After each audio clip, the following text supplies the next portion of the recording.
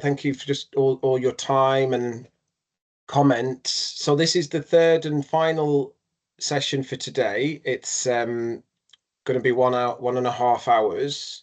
I appreciate you've had a lot of input, but the idea was to cover as much in terms of sort of the field that, or the fields, should I say, that cut across kind of qualitative ways of working, as well as include, specific approaches, and also to include a little bit of data and respond to questions. So hopefully you feel like we've covered quite a lot. I do encourage you to stay in touch with us.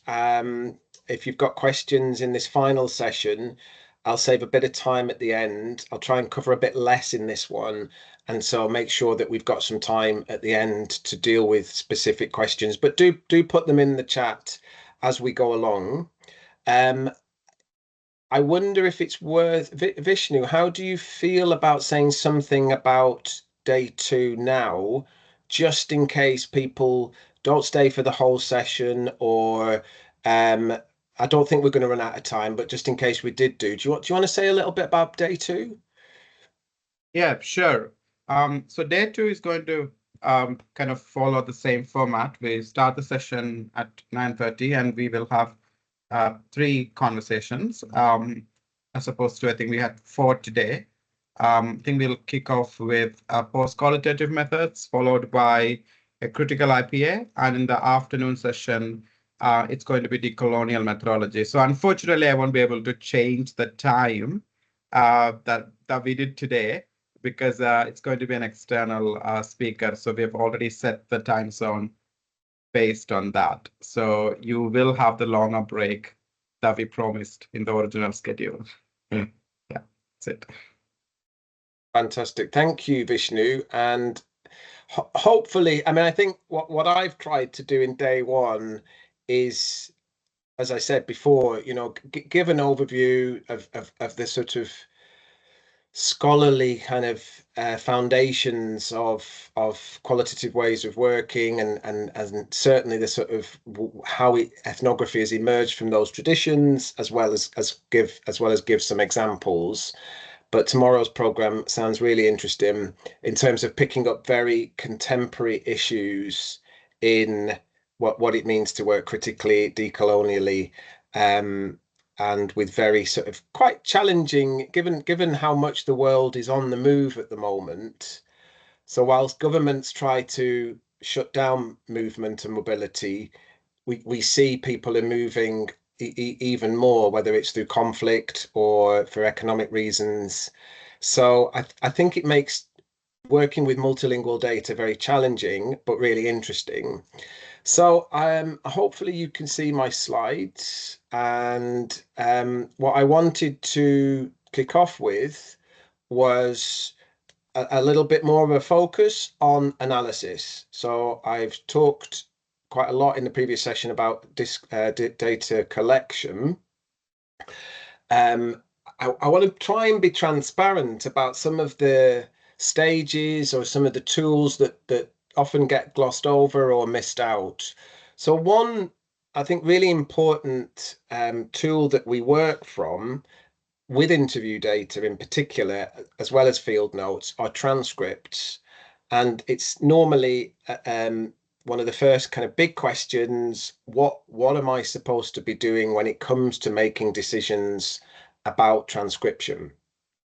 So I'll say a little bit about that in the next few slides. So to kick off with, then, what needs to be considered is the amount of time it takes to transcribe data. So most researchers working in a qualitative paradigm will not transcribe everything that they record. So just as your research questions have guided you towards what to do in the research field, in the research setting, so can the literature guide you on making selections around the data sets prior to transcription. So unless you specifically need to transcribe everything, you can do some work getting to know your data, getting to know your audio files early on, so that you're clear about what needs transcribing. And then the next question to deal with is readability. What is the purpose of the transcripts?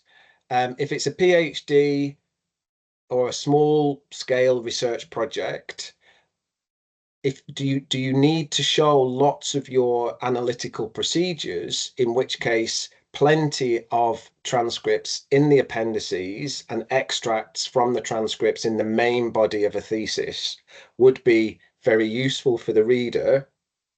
If it's a large scale project, are you going to have the opportunity to use the appendices for transcripts, or can you do fewer transcripts but spend more time getting to know the data? So it's basically around the intended outcome for the research output, the purpose, and also dealing with issues around accuracy. I've written here, accuracy is a theoretical concept. What we mean by accuracy is determined by your analytical tools. To go back to our example from Instagram, is phonological level of detail, is it important that we can see in the transcript there was an R sound? Is that important for your analysis, or do you need something that's less detailed? So these are all decisions around what to transcribe and which sections of the interview to transcribe. So I've listed a few examples of what we might look for if we were doing a different kind of discourse analysis. We established earlier on in the day that interviews are a discursive event, meaning is co-constructed, and the subjectivities of the interviewer and the interviewee need to be considered when choosing how we work with the transcript. But on top of that, well, as part of that, should I say, these items in this list often index those power dynamics. So there is a lot of work around conversation analysis and discourse analysis that allows us to access particular tools that enable us to make a link between the context and the dynamics of the interlocutors and what is going on in the transcript. So repetition, incomplete utterances, back channeling, pauses. We need to go back to the literature, and if we're choosing to transcribe at this level, what does the literature tell us about why pauses in that particular moment? What do they tell us about the interaction, and what do they tell us about the relationship between the participants and the topic? So we can transcribe for volume, pace, breath, voice quality, non-verbal paralinguistic features, actions, gaze. Do we want to go right down to the phonetic level, or do we want to go right up to the level of context? So if you're conducting the interview in a language other than English, you have all of those decisions to make from the previous two slides, as well as an important decision around what are you translating and how are you translating it. So it really depends on the kinds of research questions you have, and there's so many different ways of trying to decide what to translate. So are you going to do some kind of code switching analysis or an analysis of translanguaging in which you need to know the linguistic variety of each utterance? If so, then you need to have a transcription code that enables you to have different language varieties visible. I unfortunately I haven't included it here. So in my data, for example, where the research participants were moving at the sentence level, they were moving across Urdu, Punjabi, and English, Pakistani varieties of English, and British varieties of English. I needed to transcribe that in the interview transcript. So a really nice text here. Mark said, yeah. Is that a question, Vishnu? I'm trying to look at it. Give me a second.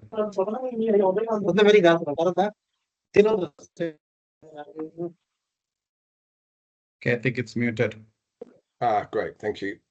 I think what. Oh wait, sorry. Can't find.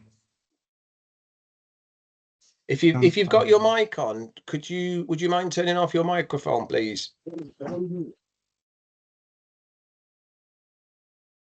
There we go. I think, or they did it. I will. When we get to that moment where you do a little bit of putting some comments in the chat, I'm going to try and find a slide that I've not included here. But basically, in your transcript, you want to be able to show different language varieties. So basically, in my example, I have italic for Punjabi, I have bold for Urdu, and I have non-romanized, non-italic, non-bold for English. So it's visible. You've not got too much clutter in the transcription, but you can see all of the different code switching that is occurring across that. And I use parentheses to say pointed at the screen, laughed out loud. I use other for paralinguistic features. So translation clearly is an important part of working with multilingual data. Again, it's very, very time consuming. And I think a lot of early career researchers, if that's where you are in your research journey, are fearful that they need to transcribe and translate everything. It's rarely the case that you would need to do that. But what I would argue is that you need to be very clear and have got to know your data really well before you start discarding sections of your audio. So I'll just say that again. Whilst you don't need to transcribe everything that you audio recorded, you do need to have listened to those audio files a lot of times if you're working ethnographically to make sure you're not discarding something or you're not choosing to not translate and transcribe data that could be really important later on. So if you've got the time to transcribe and translate as much as you can. Another kind of challenge is how to explain convincingly the inferences which you make as an analyst to someone who does not understand the language of the original. If you're writing for policymakers, if you're writing for a PhD viva, if you're writing for your supervisor, you're often writing for an audience who won't be familiar with all of the languages in your study. So again, look across the literature and find the examples of translation and transcription that best fit with what your audience needs to be able to do. So hopefully, you know, again, we can share readings with you because there are many different approaches to this. But, you know, to go right back to that early slide where you had the different stages in the data collection procedures, that very first stage and multiple stages after, always return to the literature to find what guidance is it that you're using to make these decisions.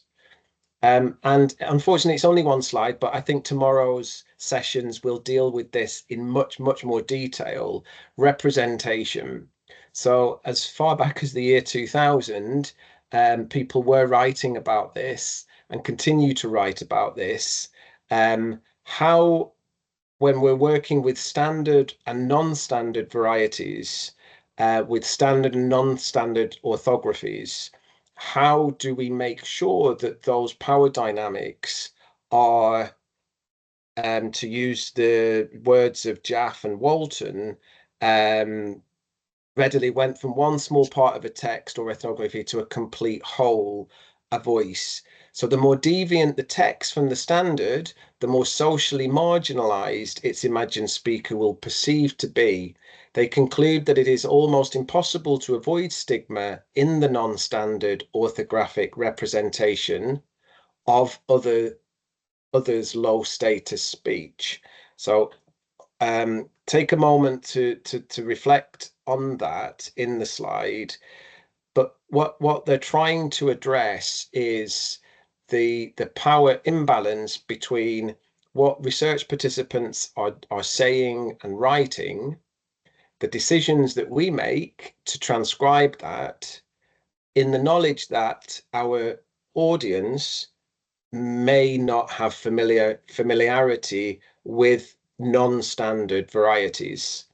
What I would argue is, once you've got to know your data really well, once you've got to know all of your data sets, so not just the interactional data that you're transcribing, not just the interview data that you're transcribing, but also your field notes and any textual artifacts, then you're able to move to a more confident place in terms of, well, what are the language hierarchies here? And how do we transcribe non-standard varieties using a standard code, so a standard orthography or script? So, for example, in my data, where in Mirpur, where I was collecting data in the north of Pakistan, Punjabi isn't written, or is very, very rarely written in that part of the world. For colonial and post-colonial reasons, Urdu and English are written language varieties. Mirpuri Punjabi is spoken. But of course, what has happened on social media, which many of you will be familiar with, is the affordances of the QWERTY keyboard allows us to what is often called Romanize these spoken varieties. So we can use a script that is more commonly associated with a different language variety, and we can use the font and the script from that variety, or well, we can use that Romanized script to transcribe, to write the spoken language variety, and we'll have a look at some examples of that later. So with that in mind, we can move from a very broad transcription where, if it's just a fairly straightforward content coding of the discourse, and in this slide, I'm using discourse to mean language above the sentence level, which is often how it's used, but I'll talk about other definitions of discourse later. But for language at the above the sentence level, so paragraphs, transcripts, extended language use, language in use, and with a focus on content, you wouldn't need to necessarily be transcribing too many pauses, paralinguistic features, etc. You could do something that was recognizable, such as the example here. If, on the other hand, you wanted to zoom in onto what is called a more narrow transcription, then you do want to be accounting for all of those different phonological, grammatical variations. So if it's going to be important to your analysis in a more kind of conversation analysis way of working, to include rising intonation and length of pauses, then you need to operationalize those very detailed transcription guidelines.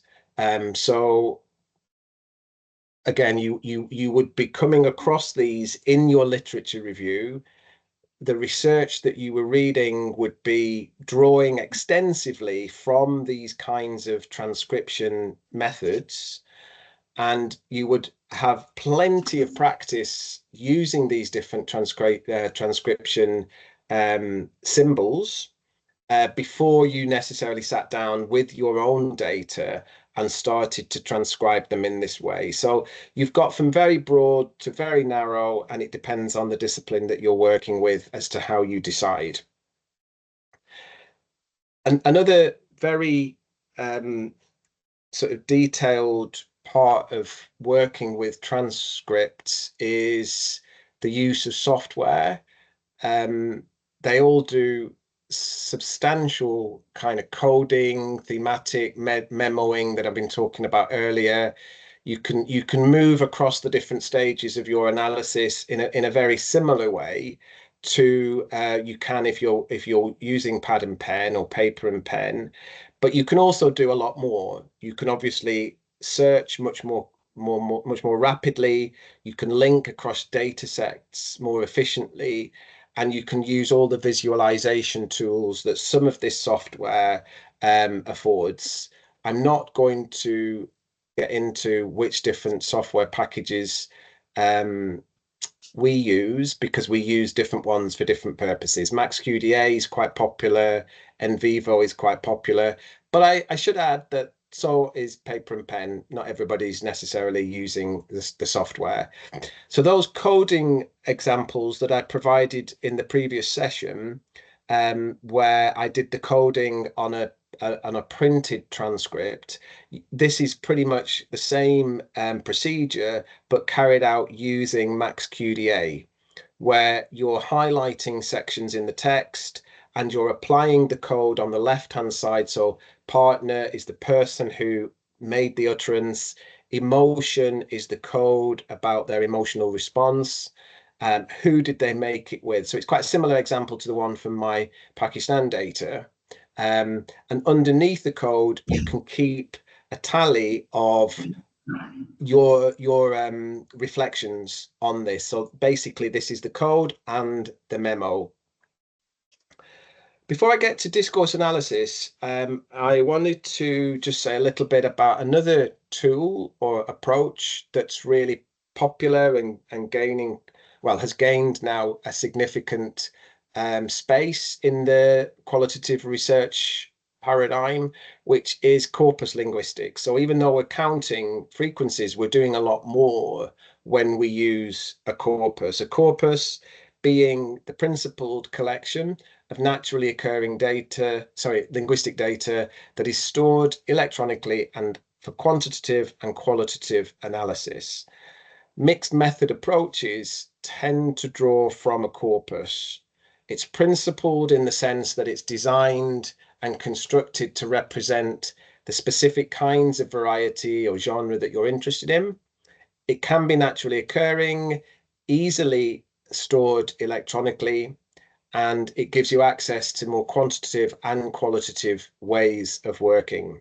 So in a mixed method approach, you might be using corpus analysis to look at collocations across a large corpus of naturally occurring data, but you may also be using critical discourse analysis to do some fine-grained analysis of the different discursive features of the text in that corpus.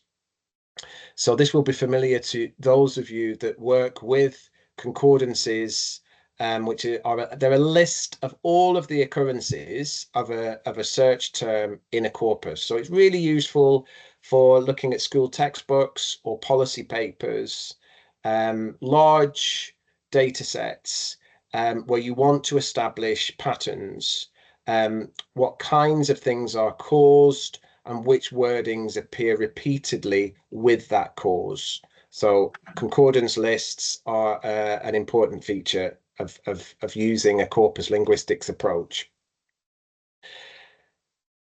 So for the final part of today's session, I'm going to move to an example of an anethnography. So one research study that brings together most of what I've been talking about today. So it will give you real world examples of multilingual data, that is used across multiple settings. So it's multi-sited ethnography. So different parts of the world were involved in the study.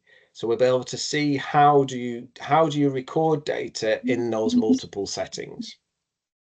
So the first thing to say is that I'll be orienting to an approach known as literacy studies, which focuses on literacy events. A literacy event is any event which involves reading or writing or any occasion in which written language is integral to the nature of participants' interactions and their interpretive processes and strategies.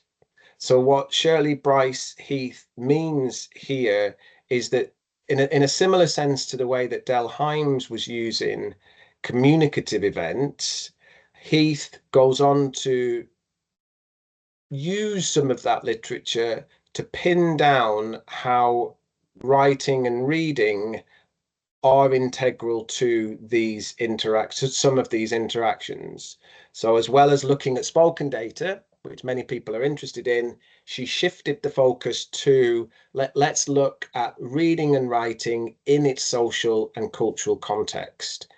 Reading and writing can be measured in more sort of cognitive oriented studies, but we also want to look, in addition to cognition, we also want to look at the social and cultural practices which reading and writing are part of. So Brian Street and people like Barton and Hamilton from Lancaster in the 90s, they went on to theorize these different practices as literacy practices. The social practices and conceptions of reading and writing, as well as the social models of literacy that participants bring to bear upon those events and that give meaning to them. So they are the particular ways of thinking about and doing reading and writing in cultural contexts. So when we fill in a visa application form, who do we turn to fill in that form? Who helps us fill it in? What power dynamics is that form part of? How is it an instrument of migration control? How is it an instrument for sustaining migration between transnational families? How is all of the reading and writing that goes on in that and other domains? And you can imagine those domains have exploded since we all went online and started posting on different social media platforms. It would be only a partial picture if we were to try to interrogate a social media post on Twitter without looking at its social cultural context. So Blomert, whose work touches on literacy studies, he tells us that ethnographers usually collect whatever is available and in use. Blomert's advice is to take everything that closely or remotely looks of interest, as even if it doesn't tell you much on the spot, it can always become a very relevant bit of data later on. I've included Blomert because he's very well respected in several fields and disciplines. But again, people might struggle with the idea that you're trying to collect everything. You obviously can't collect everything, but be aware and reflect upon the decisions of what to collect and why you collected some things and why you didn't collect others. I think my research in with the transnational families is quite useful here. Again, it was an extended ethnography of over a year, and I was interested in the literacies of migration. So, as well as a visa form from an institutional setting, how do informal reading and writing on social media, how do they also fit into that family's migrations? And how does going to an English language school in Mirpur affect your opportunities to learn the variety of English that is tested in an IELTS test that then you can use to fill in your visa form to show that you've reached B2 or C1? So all of these texts are interrelated. How do you work with multiple texts if you're taking a literacy practices approach? So with that in mind, that's one theoretical orientation. The other is to bring it right back to the discourse analysis that we need to use to analyze these texts. So I'm going to talk now in a little bit of detail about the key concepts in discourse analysis, the relationship between language and social and cultural contexts, and how discourse is shaped by relationships between individuals and communication contexts. So I mentioned earlier that discourse can mean language above the sentence level. And as teachers, language teachers, if you've taught language in the past, you may be familiar with that particular definition. Critical discourse analysts take a different view. They appreciate and Tony, sorry. yeah. Do you want to enlarge the slide because it's hard on the eyes a little bit. It's maybe go on the full view because I think you're not on the presenter view right now. Yeah. Is Okay. that a bit better? Yeah. I appreciate the text is very small on this slide. I'll go through most of it. So critical discourse analysts working critically, which means addressing power dynamics in the research setting, they would look at language above the sentence level, but they would also look at how those larger units of language are related to the wider socio-political context. And they would do that by looking at different forms of discourse. So, yes, people like Norman Fairclough may focus particularly on institutional texts rather than ethnography. But discourse in this particular context can relate to the difference between spoken language, written language, and different visual media, including non-verbal communication, as our transcripts showed us. The other orientations in CDA are language as social practice. So the core of this is that discourse is a form of social action where language is not neutral, but actively shapes and is shaped by social contexts. When we use language, we reproduce the identities and representations and discourses every time we engage in an utterance. We're not only producing our own utterance, but we're reproducing social relations through discourse. And this is known as the constitutive effect of discourse. So CDA recognizes that discourse is not just a reflection of social reality, but it also actively shapes and constitutes that reality. It does this by operating at different levels of context. So most CDA scholars would draw on definitions of context to try to understand those power dynamics. So again, in some other disciplines or in some other approaches, context is kind of taken for granted, or context isn't necessarily even defined. You know, I don't know how much you draw on the contextual environment in your own work, but in the approach that we're about to look at today, in the discourse historical approach, context has been theorized. There are ways of understanding context at different levels.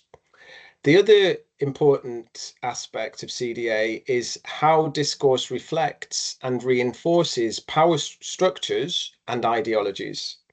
So a key feature of CDA is being able to examine how language can be used to maintain or challenge existing social inequalities. So most of the founding scholars of critical discourse analysis, people like Norman Fairclough, Ruth Wodak, Tuan van Dijk, would argue that their work begins with the social problem, recognizing that there are inequalities in society and recognizing fundamentally that discourse reinforces, reproduces these inequalities and shapes and constitutes those social realities. And the so that's how the term critical is being used in critical discourse analysis. It also means in the final bullet point that by taking this critical stance, our goal is to try to uncover hidden power relations. Those hidden power relations can be articulated through ideologies, as well as inequalities. And many of you at the very start of today, several hours ago, mentioned in the chat that you were interested in language hierarchies, prestige, status, um, multilingualism from that particular perspective. So CDA is hopefully of interest to many of you who mentioned those items earlier. I'm going to work through the different levels of language that we can use to carry out some CDA. And the first to mention is genre. So genre as a communicative event, as you can see in this slide, is when we see different modalities coming together as recognizable in terms of their communicative purpose. So you've got magazine covers, memo, email, train schedules, maps. They're all genres, and they all use language in a way that gets the message across by being recognizable and, as I just said, conventional. So genre as a communicative event really rests on this notion of how different kinds of texts are organized and the particular conventions associated with certain kinds of texts. So if we're reading an email and it's from a work colleague, the genre really, well, the genre requires us to respond in a particular way. So CDA analysts would be interested in how does the genre do that? In this example here, in a covering letter, when you're trying to convince an employer to hire an applicant, what kinds of discourse is used and drawn on in that covering letter that enables you to do that successfully? So power, inequality is all embedded in the different communicative modes of the genre. And this goes back to Michael Holliday's work when he was looking across the sort of ideational, interpersonal, and textual aspects of representing the world.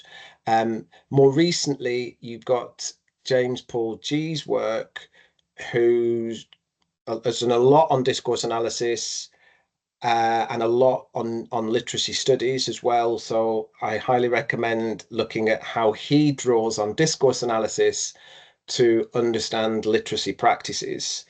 He calls it beings and doings. How are people represented in their being, in their identities, and how are what they're being, how is that influenced by what they're doing, the processes?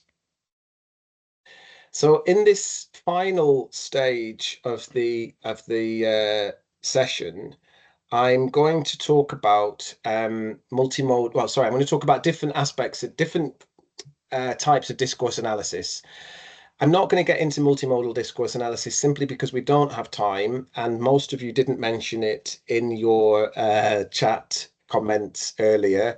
But it's clearly a very important area now of working in a qualitative way.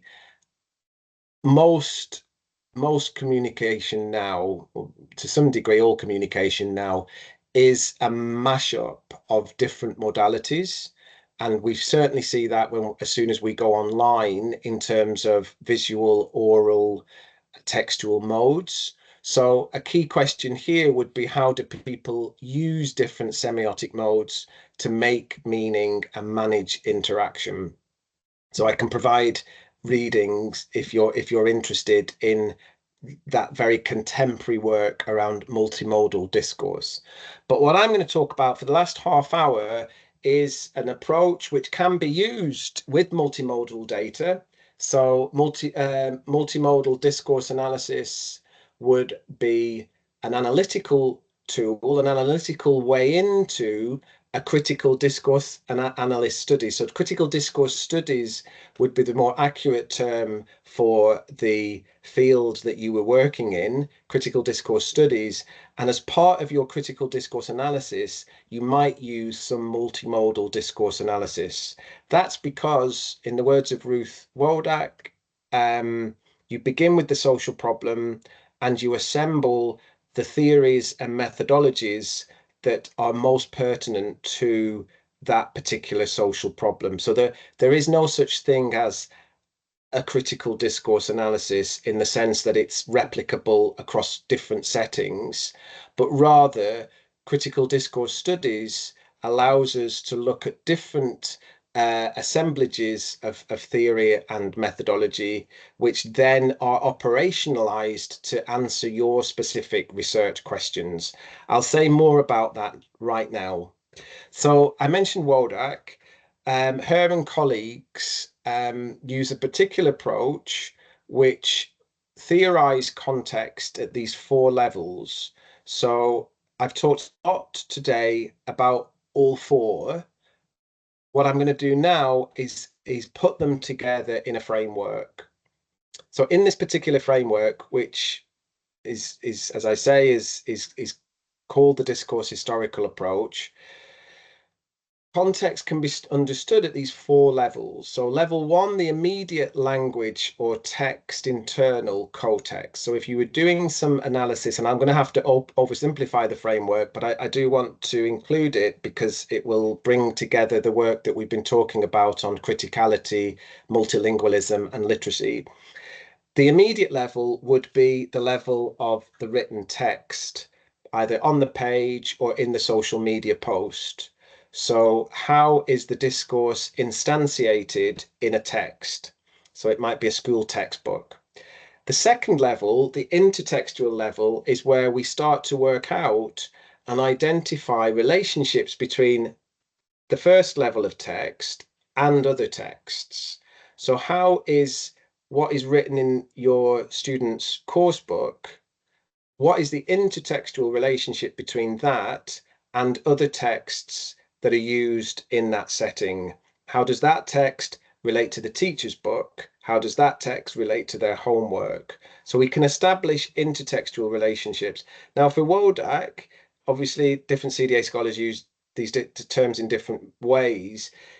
She would use intertextual to look at how that text is recontextualized in different texts.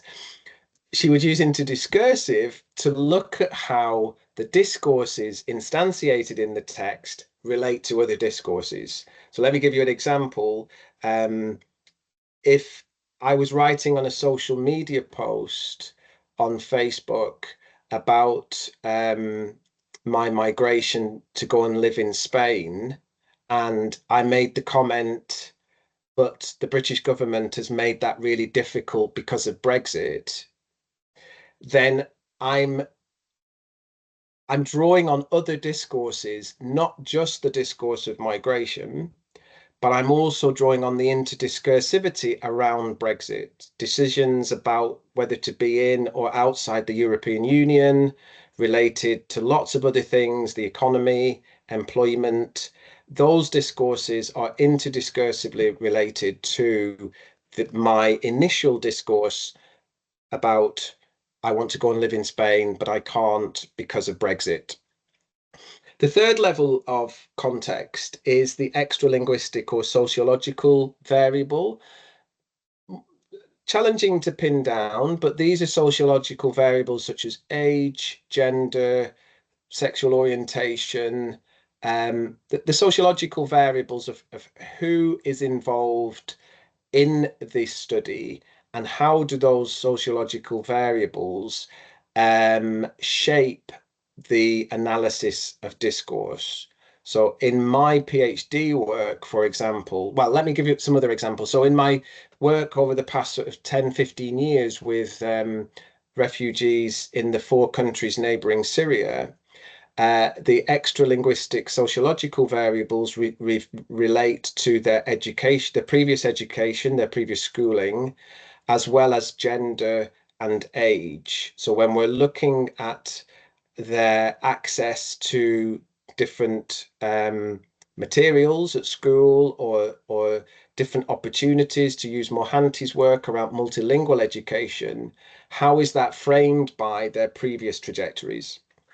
And the fourth level of context is the socio-historical and socio-political level, where we would bring in our reading and perhaps our interview data, but primarily our reading of the research literature that explains and describes the socio-historical and political level of the setting that we're interested in.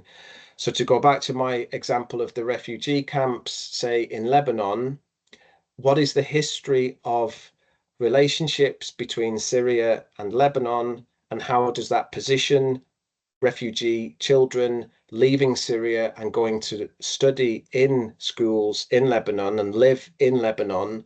How is that, how are discourses related to those previous historical events and practices?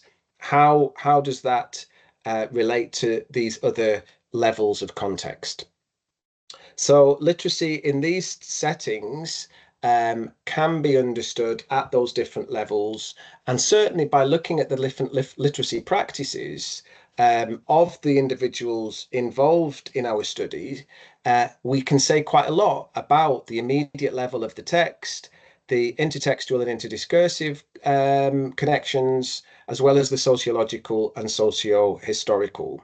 A really important notion here is this idea of literacy as a shared resource, and that's why we often use we use literacies in the plural frequently, because there are different reading and writing practices related to different communicative purposes.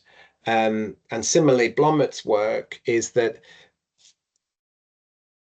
we need to recognize how, when we do some reading and writing, it's not entirely an individual skill, and often literacy is framed as an individual skill, but rather it's much more of a shared resource.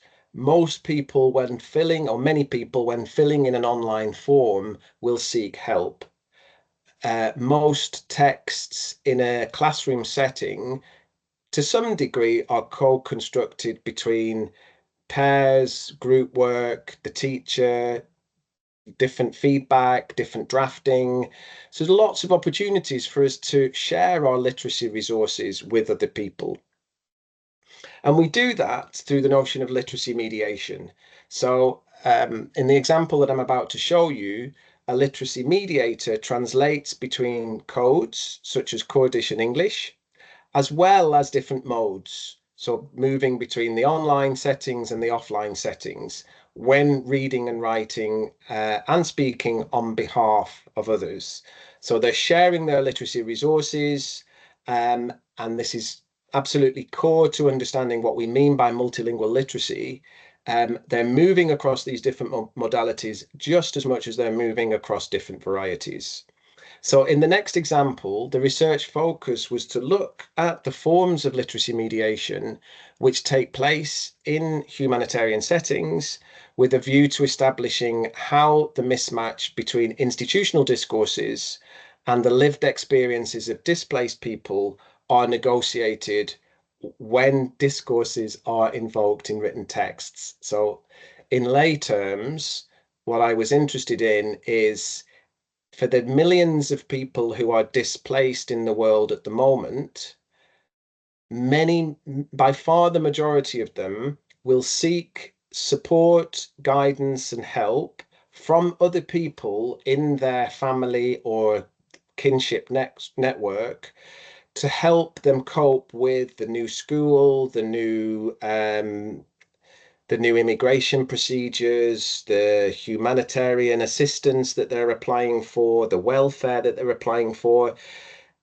Very few people would be doing that entirely alone. So what I was interested in is how are NGOs and charities helping displaced people provided them with the literacy mediation that they need to be able to gain access to a school or gain access to some kind of humanitarian support. With that in mind, I'd just like to hand back to you, and I'd like you to sort of think about this notion of literacy mediation. We could use some of the examples that you've already used today in, let me just pull that up.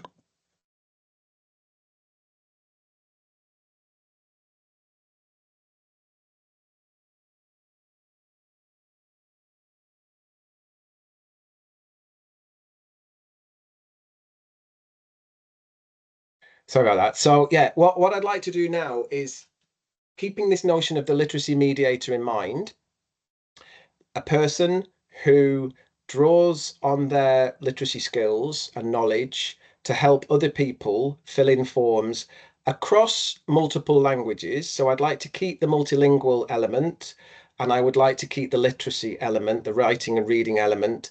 And I'd like you to put in the chat a moment in your own life over the past, let's say, 1 week to a month, where you have mediated on behalf of someone else in your family or friendship or kinship network.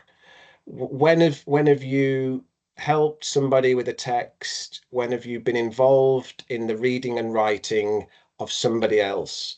Ideally, let's see if we can get some examples where you've been the mediator. If a fantastic example of somebody else mediating for you springs to mind, then also do that. But basically, you're thinking of maybe an online form, a text message, an app. Maybe you've had help with an app, online banking, classwork, schoolwork, marking, regardless of the literacy event. When did you help mediate with somebody else in your group, and what languages from your repertoire were drawn on to help you achieve that mediation? Okay, 5 minutes, if you could pop some examples in the chat, please.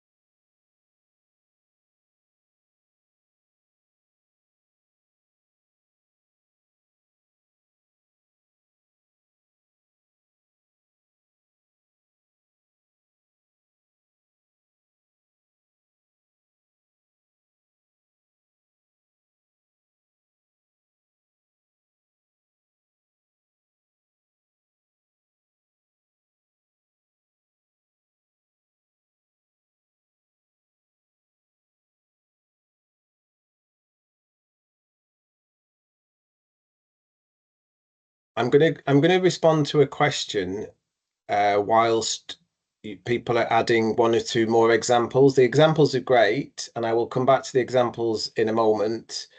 But we've got a question here. If we were to move away from treating language as an individual competence, how would it work for assessments in places like universities? Great question. My answer to that is it would be about recognizing it's not about moving away from language as an individual competence. Language will always be an individual competence, but it will also be a social and cultural competence as well, or a social and cultural practice as well. So yeah, it definitely we will always continue to use language to process our thoughts. No one's ever going to be able to climb into our, well, in the current era, nobody can climb into our heads and read our thoughts, but it will be individual in that sense. But it will also be social cultural, and the idea of if this relates to what I've been talking about in terms of understanding community multilingualism, it's about how you test, what you test and why you test it. So the specific context of the question is how would it work for assessments in places like universities? I mean, thank you for the very specific setting. It would mean that you would draw on different tests for different purposes. Again, an example off the top of my head is in the UK, we go on and on and on and on about employability, and trying to equip our undergraduates and postgraduates with the skills to find work and be a good worker once they've graduated and find a job that pays well and all of that. I would argue a key skill of communication is that you can communicate in a group, orally and in a written genre. So, as well as having those individual tests, which we need to be able to assess and measure, has somebody learnt the content of this lecture and in this module? So I'm all for individual tests, but I wonder if this sort of more either literacy as a shared resource or these other kinds of ways of understanding wider social practices could also be assessed throughout the 3 or 4 years or 1 year that the students are with us. Um, because I would argue it's just as important in the world of work, but well, actually, not just in the world of work, in the world of being an adult and a child, to be able to understand how language fits into all of those relationships, not just the ones that relate to individual competence. That's my quick answer. If I've not answered it, drop me an email and we can talk about it in a bit more detail. Um, nice examples. Thanks everybody for the examples. So I'm just going to pick one out. My French teacher colleague wanted to send an email to a parent of a child in her class. Finding the right tone was tricky, and she wanted me to help her be polite but direct in a way an English parent would not misinterpret it, not misinterpret. That's such a there's so much going on in that example. So we've got different language varieties, different professional relationships, different modalities, email, different modes, different hierarchies, the parent and the child, the teacher. But I like the way you've put the finding the right tone was tricky. And I think that's at the core of what we mean by genre and discourse. We need a methodology that allows us to understand meaning making if we're working broadly within a qualitative paradigm or narrowly within ethnography. Either way, we need to be able to operationalize some tools that, first of all, allows us to say what we mean by tone and how tone is understood by the French teacher, by the parent, by you as the literacy mediator. What research tools do we need to be able to get to the core of the meaning making there? And I would argue all the methods that we've been talking about today, the interactional data would be the email. The interview with the French teacher, did it do what you wanted it to do? Or did it fail in accessing the right tone? So an interview would really be quite important there. The text itself, the email itself. So again, that might be the back and forth of the email interaction, or it might just be one email that was, completed. It brings in all the stuff about language hierarchies. So, would the interlocutors be treated differently if they weren't able to, in an email, sound professional? And I guess sounding professional in this setting means using the standard language variety that was appropriate in this school. Um, and then we've also got all the stuff around politeness. So, you could, I mean, there's a lot of work around implicature and Gricean maxims, which I'm not going to get into, but what do we mean by politeness in an email, and how do we balance politeness with being direct? So that's totally the realm of discourse analysis, and there's lots of tools for addressing that, as long as we've got the different assemblage of different research tools. And then I'll just use one more example. Um, I would translate. I'm not going to use Vishnu's because he's here and I can talk to Vishnu about it later. I'm going to use Darren's. I would translate and reply to emails between Chinese and speaking parents and the children's form tutors, especially where Google Translate didn't get the tone of the original right when the tutor tried to translate for themselves. So I think it hits on some of the other things that people have mentioned, such as AI and translation software. If I just bring it back to how we'd research this, which is what we're all here for today, yeah, there's so much movement in terms of language now being produced by these large machines that they make the research methods challenging. Working qualitatively, I would argue for, as well as recording and storing and analyzing the outputs of the AI generated text, I think there is still a role here for some interviews and even some observation, because you can bet if you did some participant observation with Darren, when he was translating, he would have multiple platforms open. So he might have ChatGPT open, he might have Google Translate open, he might have an app open on his phone, he might have multiple websites open on the laptop. He might also be using talk. He might be talking to the parents, although I don't think that's what's going on here.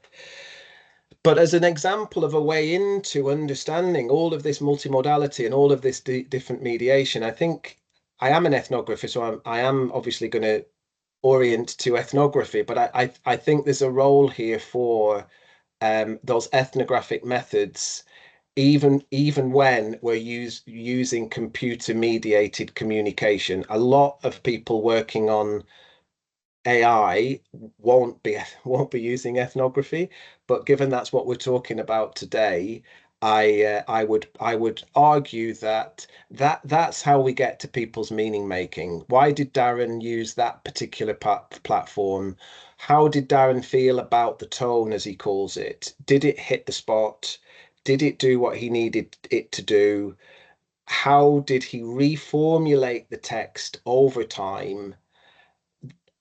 I'm totally biased because I'm an ethnographer, but I would argue that there's such a role there for these different kinds of research tools, as well as the text itself from ChatGPT or whatever it was that he used. Um, there's plenty in the comments, and if I'm right, are we finishing in 25 minutes, Vishnu? I've not, or are we finishing 10 minutes? No, I thought now I'm, because of the change in schedule, I'm completely lost. Okay. But in the initial schedule, what we had, I thought was you had a 1:32, so you had 1 hour, and then you had another 2:45 to 3:30. So you had around more than 2 hours. So I don't think you probably should, maybe can do another 40 minutes Okay. if I mean, I can participants. keep going if people. How long do you think you need? Um, I haven't got that many more slides because I'm really conscious that there's been a lot of talking by me, and I'm sure people are getting to the point where they've heard enough of me. So I've got a few more slides that I can draw things to a close. I mean, I'm happy if people want to stay on the line to go through some more of examples in the chat. Yeah, so how about we can wrap it up, your talk, in 30 minutes, and maybe if there are questions, we can spend a couple of minutes to take that. That's a really nice way of doing it. Let's do that. Okay. So yeah, I'll aim to finish it to say finish in 30. I'll finish in 30 minutes max. Um, but I'll just spend 10 minutes now then going through some of the comments. So I love the concept of a literacy mediator in relation with the project I do with pairs of refugee mothers and children doing home reading. They interestingly alternate in this role depending on the language they choose to read in. Tony Capstick, would you recommend any literature so that I read a bit more about this? Is there any of your work using this, please? Yeah, so the text, but sorry, it's not a textbook. The monograph for my PhD was just on that very topic. So how it's not home reading, but home literacy practices for migration. But so I'll obviously I'm going to share with you that study. But to go, there's the edited collection that I mentioned earlier by Marilyn Martin Jones and Catherine Jones from 2000 called Multilingual Literacies is right up your street, Anna. Each chapter is just what you're working on. It's family literacies, so how mums read with their children. It's how what else is in there? A lot of it is around gender and how people who may not be in formal school settings um how they use literacy at home, multilingual literacy at home. I guess one or two of them would also be about the boundaries, which I think you're also interested in, the boundaries, of course, between home reading and school reading. So I'll if you can't find it, it's in the library because it's on the reading list for one of my modules. If you can't find it, I'll send that to you. Unfortunately, I might be wrong, but this was a very popular area of research when I first started out doing this kind of research about 15 years ago. Literacy studies is not as widely drawn on now as it used to be. So I don't know how contemporary some of the stuff is, but it's so useful. And we don't really have a tradition at Reading of a lot of this sociocultural work. I think most of how we look at literacy is through schools, through classrooms and stuff like that. So I could be wrong. I mean, there are lots of people still working on literacy studies, but I'm not, I don't know how many are working on multilingual literacies. So we can talk about that later on. Um, Thanks a lot, Tony. okay, and thank you for that's a great question. Thanks, Anna. I will read one more. Shall I read one more?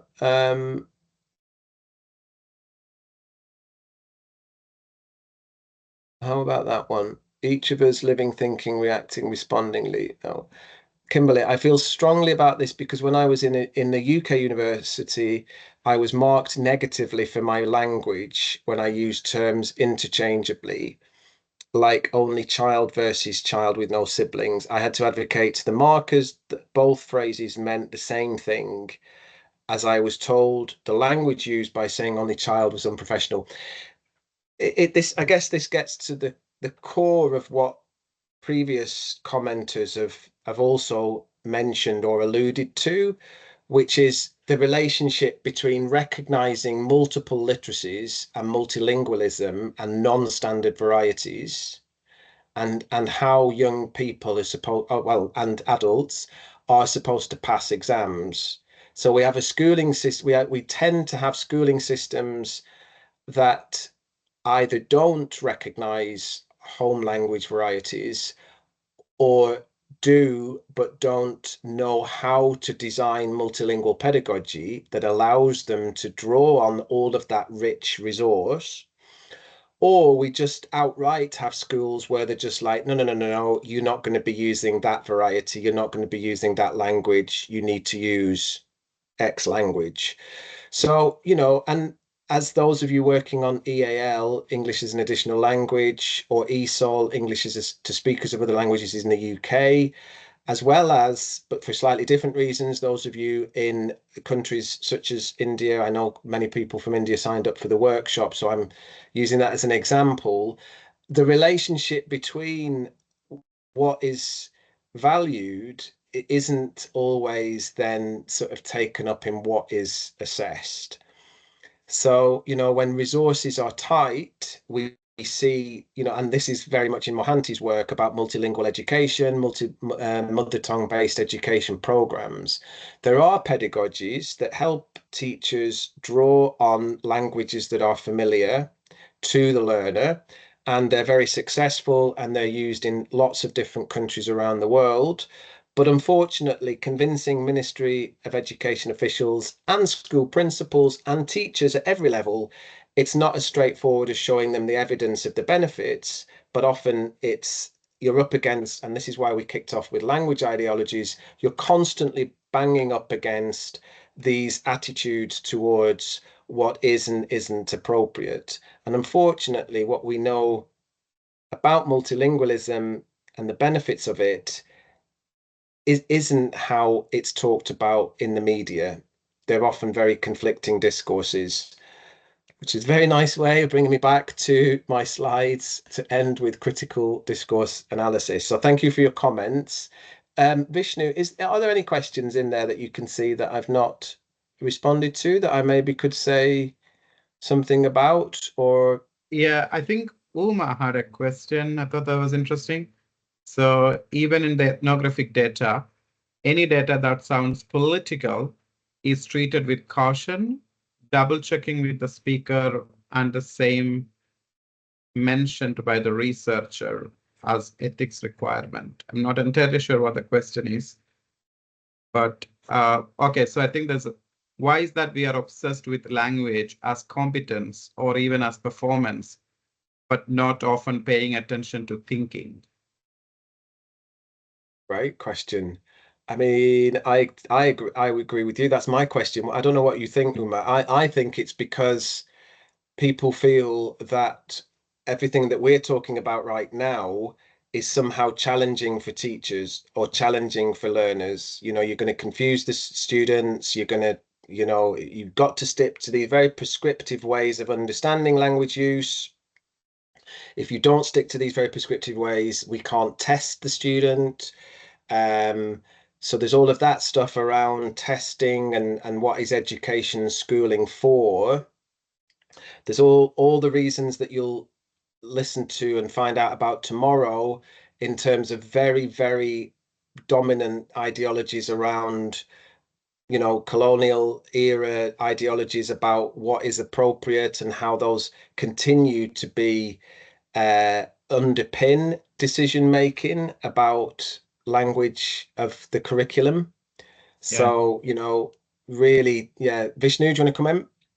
Now, I would say, Tony, you also already mentioned about translanguaging, and I mean, I know it's still a minority kind of position in the UK, but in the US, it's much more caught up. So there is definitely what Tony was talking about in the beginning.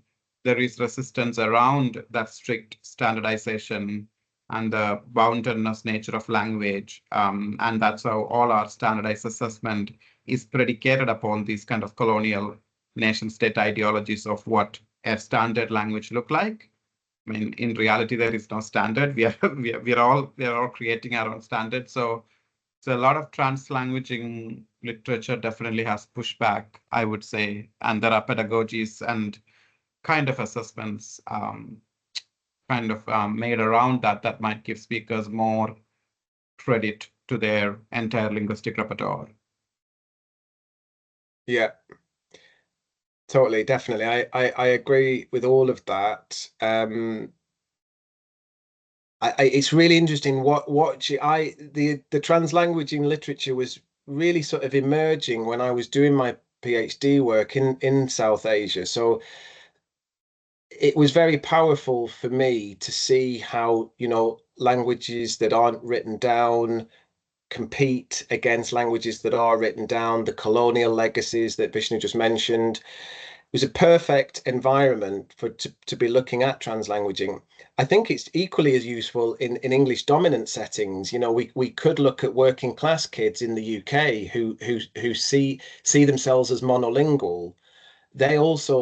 Well, James Simpson calls it transdiscursive, but to my mind, we're being prescriptive if we stick to a view of language that doesn't include non-standard varieties. So really, the translanguaging people are shooting themselves in the foot if they don't take the opportunity to include people who are supposedly monolingual, because you're always moving across different varieties.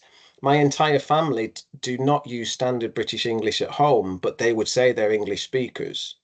So, dialects, non-standard varieties, genre, style, register, discourse, we're all translanguaging, and we're all being put into those hierarchies.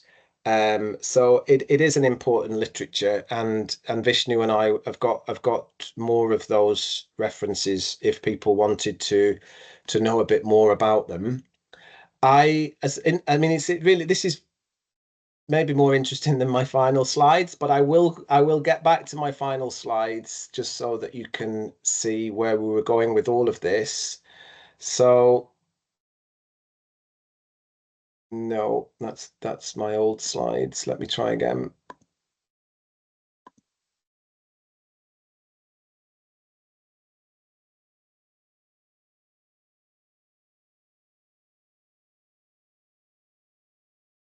So given that the interest of people that we've you've have just come across in that conversation, I don't want to bombard you with more terminology, but I think what you might find interesting is how do we really account for power in these settings?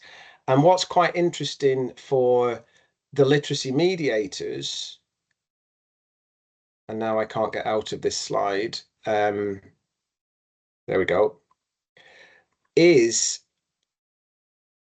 how do we really pin down when is the mediation a fairly simple translation of one variety to another or one genre to another? And when is it really doing the work of resistance and pushing back against the discursive control of elites? And so in my work and other people's work, we're interested in this notion of cultural brokerage, where you take your cultural knowledge and you deploy that cultural knowledge to try to sort of counter the asymmetrical relationships between dominant and non-dominant groups. So the example I'm about to show you is people aren't just translating when they invoke their knowledge of the discourse. They're actually resisting, they can be resisting dominant discourses when they mediate on behalf of other people. And the term that we use is this idea of cultural brokerage. Mediation tends to be more about translation and the textual level. Cultural brokerage tends to be about translating discourses, translating dominant discourses.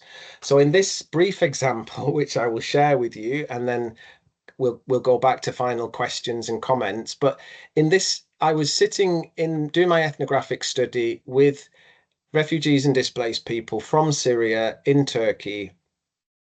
And in this example, Ayman, who has a lot of bureaucratic forms to fill in to try to tease out a little bit of humanitarian assistance, a little bit of money for the beneficiaries, as he calls them, in his charity.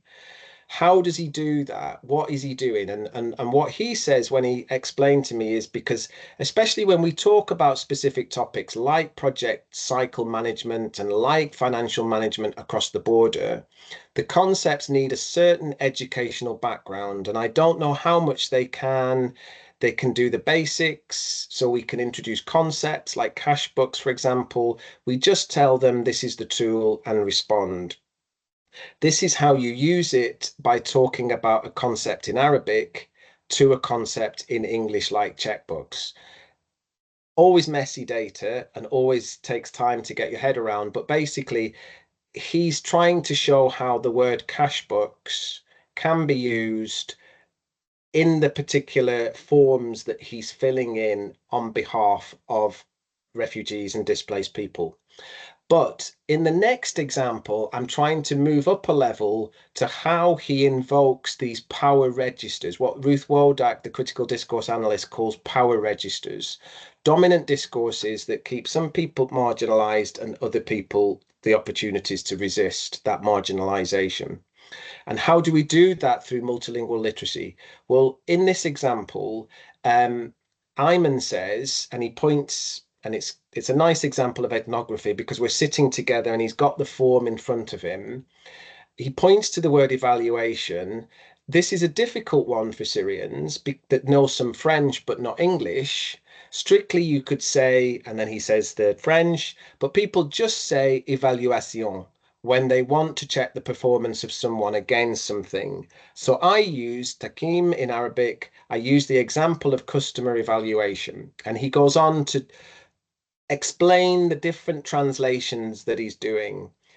I'm using this example because that's one interview, but later on in the interview, he then says, Takdir have the meaning of an assessment. For example, a vehicle damage assessment in Arabic only will be suitable to provide this meaning, but it isn't the sort of meaning funders want to see in any application. So it's a very specific example, but hopefully what it does is show how when we work across these interdiscursive relationships across our ethnographic data sets, we can start to understand how people counter dominant discourses when they use their multilingual literacies. So Ayman helped those he mediated for in Syrian Arabic by drawing on his cultural knowledge of evaluation in French and takdir in Arabic, by giving examples that form a bridge between the different cultural meanings of the two concepts. He worked with colleagues to explain the English information he found on the internet, but he also drew on his knowledge of the discourses of humanitarian funding when he explained, but this isn't the sort of meaning that funders want to see in applications. He translates the discourses and makes them available to others in the NGO, extending their ability to cope with humanitarian funding regimes. Ayman understands the concepts of organizational management, but negotiates what Wodak calls power registers, or Bourdieu calls symbolic capital, of the powerful elite, which is invested in knowledge expressed in specific institutional genres. So I'm going to close with that example because it illustrates the different data sets that I've been talking about today. I worked across interview and interactional data and participant observation.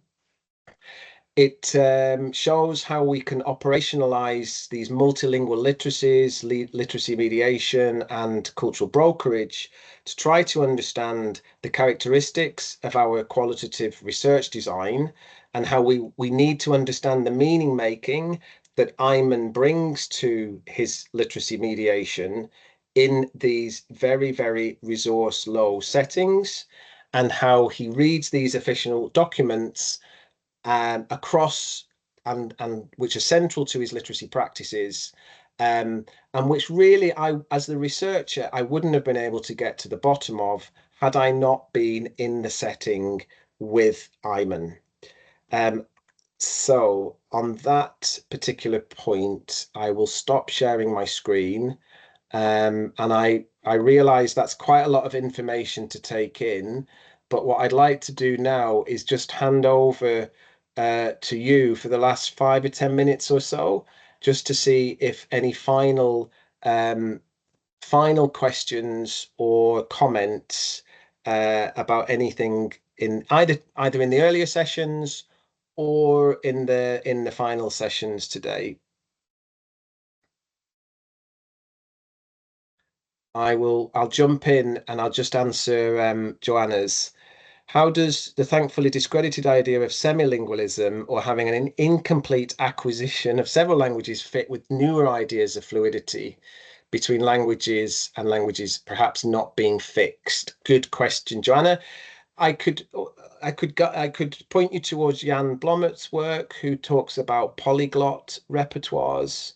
So in that polyglot setting, as you point out, individuals and families do not need to be proficient in all of the varieties in their repertoire. But what Blomert is trying to say is we make the most of the resources that we have available. So in the low resource settings where I work, you see lots of drawing from these polyglot repertoires of people who might know a little bit of standard Arabic, they'll know a bit of Lebanese Arabic, they'll know a little bit of Syrian Arabic or a lot of Syrian Arabic if they're from Syria. They might know a bit of French and a bit of English. And so what they're doing is they're moving across their repertoire in a very, very what I would call sophisticated way, because they're deploying these different resources strategically, but they're never going to pass an IELTS test in English.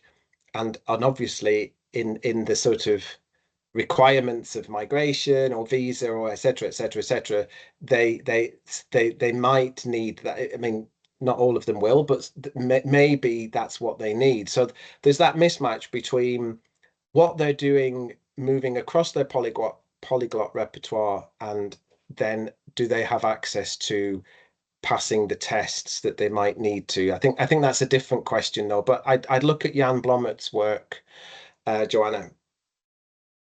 Vishnu.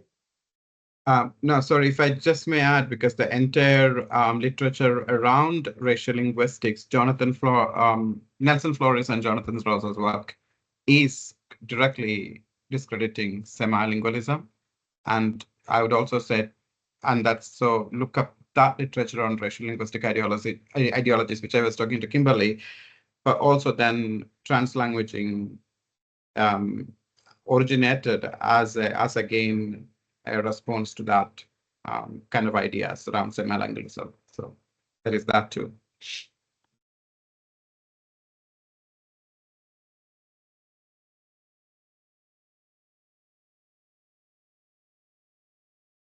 We can share some resources. It won't be today, but we can certainly put some reading in an email to people who joined us today.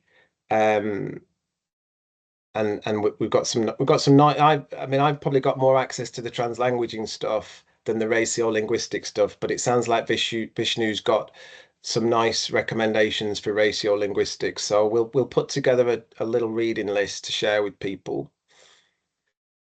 It doesn't look like there are more questions or comments, and we're almost on the hour. So Vishnu, is there anything that we need to do or say before we sign off? I think there will be a feedback form. We will send it today, not probably today, maybe tomorrow. So would greatly appreciate if you can complete it. And then for tomorrow, the session starts at 9:30 a.m., similar to today. Yeah, so might be a bit of a difficulty for the afternoon session, like I said, in terms of the time zone, because we're not going to kind of schedule it earlier. But other than that, thank you for joining. Great. Thanks, everybody. And thank you for your comments. It was a lot of listening to me talk, so the comments have made it a really big difference to the session. Yes, it is the final session for today.